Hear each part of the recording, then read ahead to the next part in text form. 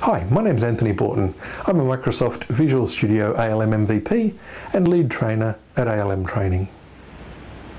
This overview video is designed to introduce you to one of our newest courses, TFS 11 Beta for Testers.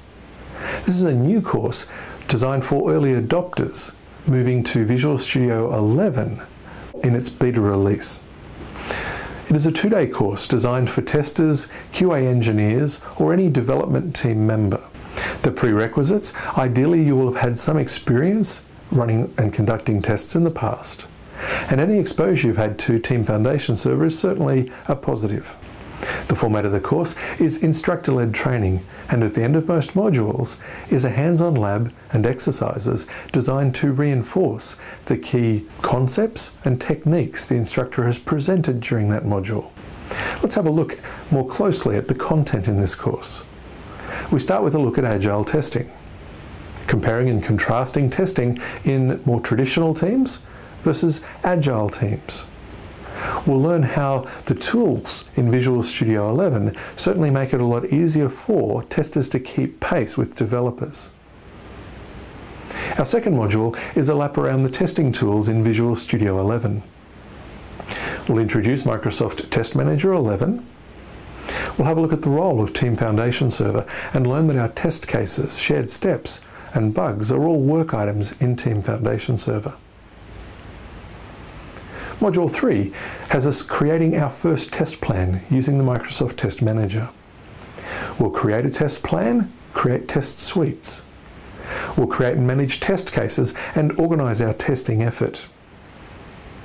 We'll have a look at mapping our test suites back to requirements to provide some important and much needed traceability.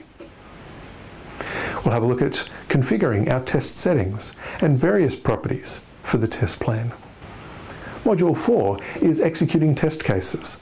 We'll look at assigning a test case to a tester and then go through how to efficiently navigate the Microsoft Test Runner.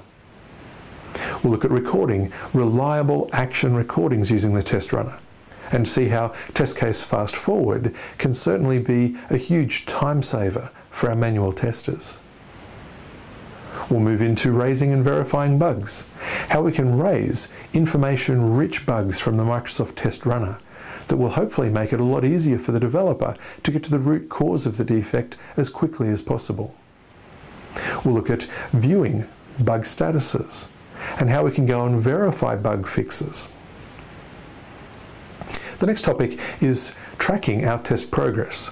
We'll have a look at assigning a new build to a test plan and then how we can determine what's changed between a build that we've previously been testing against and a new build.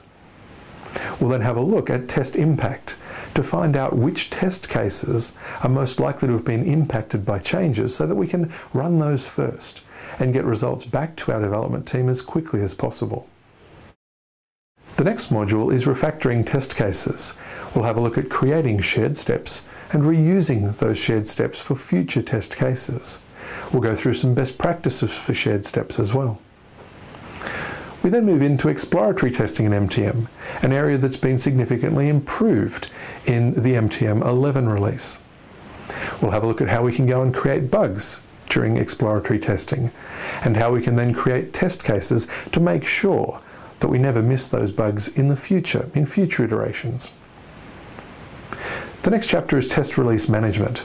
We have a look at the need for a test release management plan, how as testers we can move from iteration to iteration, sprint to sprint, how we can deal with multiple release branches, all very important things for a tester. The next module is test automation and coded UI testing. We'll learn about the new project types in Visual Studio 11 Beta. We'll go and create coded UI tests from existing action recordings and using the coded UI test builder. We'll also use the coded UI test editor, which is now built into the product.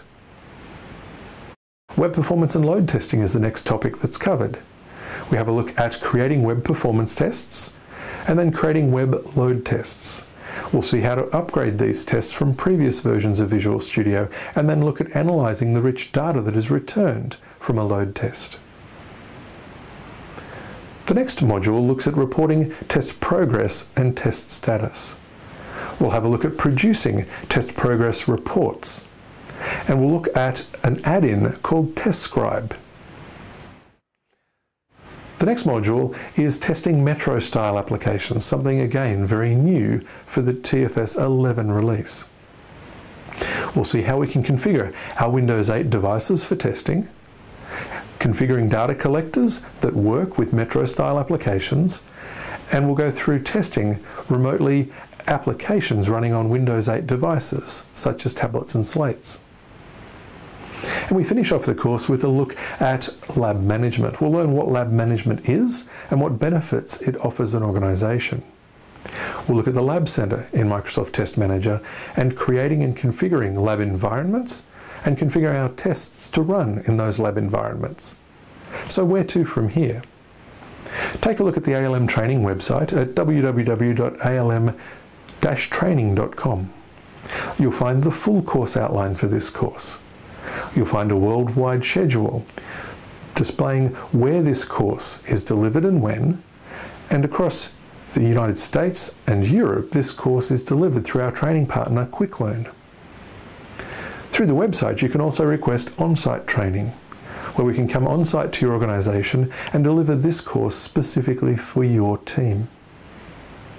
And while you're at the website, take a few minutes to have a look at the many other courses that are designed to help make your team work better.